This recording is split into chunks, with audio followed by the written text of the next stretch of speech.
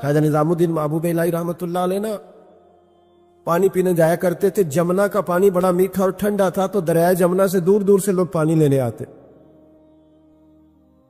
تھوڑی سی آبادی ہوتی ہے نا جب کسی شہر میں تو اپنے محلے کے شہر کے لوگوں کو انسان پہچانتا ہے.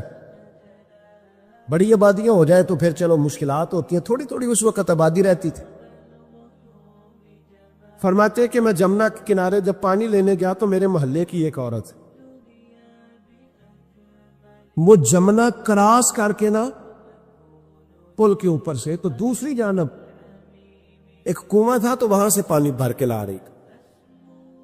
تو رستے میں اس نے سلام کی تو میں نے کہا بیٹے کہاں سے آ رہی ہو؟ کہنے لگی وہ کنویں سے پانی لا رہی ہو. تو میں نے کہا بیٹے زمانہ جمنا کا پانی پیتا ہے اور تم کنویں کا. تو بڑی وفادار تھی اپنے خاوند کی. کہنے لگی حضور چھوٹا سا راز ہے, کسی کو آج تک بتایا تو نہیں, پر آپ تو ہمارے مرشد ہیں نا, آپ تو شیخ ہے, آپ سے تو دعا لینی ہے, آپ کو بتا دیتی ہوں. حضور یہ جمنا کا پانی نا کھانا زیادہ ہضم کرتا ہے, زیادہ ہضم کرتا ہے. تو کنویں کا پانی نا تھوڑا سا کھارا ہے, روٹی کم ہضم کرتا ہے. میرے خاوند کی نا آمدن ذرا تھوڑی ہے, تو میں بجائے شکوہ کرنے کے بچوں کو کنویں کا پانی پلاتی ہوں تاکہ روٹی تھوڑی کھائیں اور ہمارا گزارا ہوتا رہے. حضرت نظام الدین محبوب الہی رحمۃ اللہ علیہ فرمانے لگے پتر میں کوئی مالدار صوفی نہیں, غریب اوپر وعدہ ہے, جب تک زندہ رہوں گا نا تیرے گھر میں ماہانہ خرچہ میں بھیجا کروں گا. عرض کی حضور کیوں؟ فرمانے لگے تو گھر کی چار دیواری پر بیٹھ کر, گھر کی چار دیواری کے اندر بیٹھ کر دکان پر اور کام پر مزدوری کرنے والے اپنے شوہر کے بارے میں اتنی اچھی سوچ رکھتی ہے. یعنی وہ مزدوری سر سے کیا لو, تیرا خیال ہے میں بوجھ نہ ڈالوں, جو دیتا اس میں گزارا کروں. فرمایا اگر تو اپنی ذات سے اٹھ کے سوچ سکتی ہے تو پھر تیرا سلوٹ بنتا ہے. آپ تو شیخ ہے, آپ سے تو دعا لینی ہے. دعائیں لگ جایا کرتی ہیں, دعائیں اپنا رنگ دکھایا کرتی ہیں, دعائیں اپنا اثر رکھتی ہیں. دین سے دوری واقعہ ہوتی ہے اور روحانیت سے لوگ جیسے جیسے دور ہوتے ہیں مختلف قسم کے وسوسوں کا لوگ شکار ہوتے ہیں. ایک وسوسہ لوگوں کے دلوں میں یہ بھی پیدا کیا جاتا ہے کہ جب اللہ تعالیٰ سب کی سنتا ہے تو کسی سے دعا کرانے کا کیا مطلب ہے؟ بالکل صحیح بات ہے, بڑی عمدہ اور اعلیٰ بات ہے. اللہ تعالیٰ سب کی دعائیں قبول فرماتا ہے. اللہ تعالیٰ اپنے ہر بندے پر اپنی شان اور اپنے فضل کے مطابق رحمت فرماتا ہے, اس میں کوئی دو رائے نہیں ہے. لیکن قرآن مجید خود فرماتا ہے کہ رب کے کچھ بندے وہ ہیں جو اپنے مومن بھائیوں کے لیے دعائیں کرتے ہیں. یہ کسی دوسرے کے لیے دعا کرنا اتنا محبوب عمل ہے کہ اللہ نے اسے قرآن مجید میں بیان فرمایا. فرمایا وہ جو ان کے بعد آئے وہ عرض کرتے ہیں رب کی بارگاہ میں کہ اے اللہ ہمیں بھی بخش دے اور ہمارے ان بھائیوں کو بھی بخش دے جو ہم سے پہلے ایمان لائے. وہ اپنے پچھلوں کے لیے دعائیں کرتے ہیں, اللہ کے حضور عرض کرتے ہیں یا اللہ انہیں معاف کر دے, انہیں بخش دے. یہ دعا انہوں نے کسی کے لیے کی, اللہ نے اس دعا کو قرآن مجید کے اندر بیان فرمایا. دیکھیے سب کی دعائیں اللہ کے حضور قبول ہوتی ہیں, لیکن کچھ زبانیں ایسی ہیں جو رب کریم کو پیاری بہت زیادہ ہیں. حدیث صحیح میں موجود ہے, نبی پاک علیہ السلام نے فرمایا رب فرماتا ہے جب بندہ کثرت نوافل کے ذریعے میرے قریب ہو جاتا ہے تو وہ پھر اتنا قریب ہو جاتا ہے, اتنا قریب ہو جاتا ہے کہ میں اس کی زبان بن جاتا ہوں. جب بھی وہ سوال کرتا ہے میں اپنے فضل سے اسے عطا کرتا ہوں. بخاری مسلم دونوں میں موجود ہے. اب ایسی زبانیں جن کو اللہ تبارک و تعالیٰ کی بارگاہ سے یہ اذن مل گیا کثرت عبادت, کثرت نوافل, زہد, ورع, تقوی, کہ اللہ کے حضور جب وہ عرض گزار ہوتے ہیں تو مالک ان کی دعائیں قبول فرماتا ہے. تو اب اگر کسی کو کسی ایسی زبان کی خبر آئی اور اس نے جا کے اسے دعا کرائی اور اللہ نے اپنے فضل سے اس بندے پر رحمت کر دی اور دعا قبول ہو گئی، تو بتائیے حرج والی بات کیا ہے؟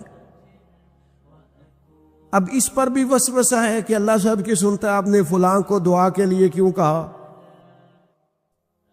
اس پر بھی وسوسہ ہے۔ روحانی دنیا سے لوگوں کو دور کرنے کے لیے، اللہ کے نیک بندوں سے دور کرنے کے لیے، وہ لوگ جو مالک کریم کے قرب والے ہیں، جن کو قرآن مجید نے اولیاء اللہ کہا ہے، ان سے لوگوں کا رشتہ کمزور کرنے کے لیے ایک نیا رنگ، ایک نئے انداز میں بات کہ اللہ سب کی دعائیں قبول کرتا ہے، تم دعا کرانے جا رہے ہو، تم نے فلاں سے کہا میرے لیے دعا کرنا، تم نے فلاں بزرگ سے کہا میرے لیے دعا کرنا۔ تو میرے بھائی یہ تو بڑی آسان سی سادی سی بات ہے۔ اچھا یہ بھی ضروری نہیں کہ جو دعا کرا رہا ہے وہ کوئی کمزور ہی ہو، وہ گنہگار ہی ہو اور وہ کسی نیکوکار سے ہی کہے کہ میرے لیے دعا کرنا، تو تبھی بات بنے گی۔ بعض نیک بھی کہہ دیتے ہیں اور اس سے کہہ دیتے ہیں جو درجے میں ان سے کم ہوتا ہے۔ کیا حضرت امام جعفر الصادق رضی اللہ تعالیٰ عنہ نے کہا نہیں حضرت داؤد طائی سے کہ میرے لیے دعا کرنا؟ کیا کہا نہیں بعض اساتذہ نے شاگردوں سے کہ دعا کرنا؟ کیا کہا نہیں کہ بعض مشائخ نے مریدوں سے کہ میرے لیے دعا کرنا بھائی؟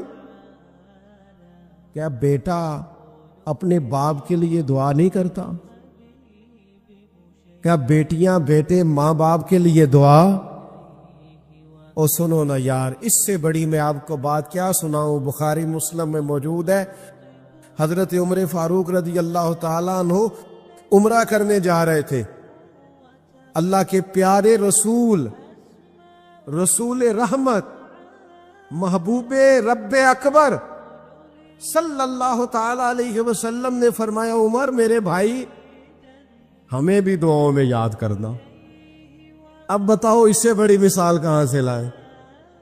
حضرت عمر سے نبی کریم علیہ الصلوۃ والسلام نے کہا عمر میرے بھائی ہمیں بھی اپنی دعاؤں میں یاد رکھنا۔ تو اگر حضور جناب عمر سے کہہ سکتے ہیں دعا کرنا، مجھے بتاؤ حضور کو ضرورت ہے جناب عمر کی دعا کی؟ یہ کس لیے کہا؟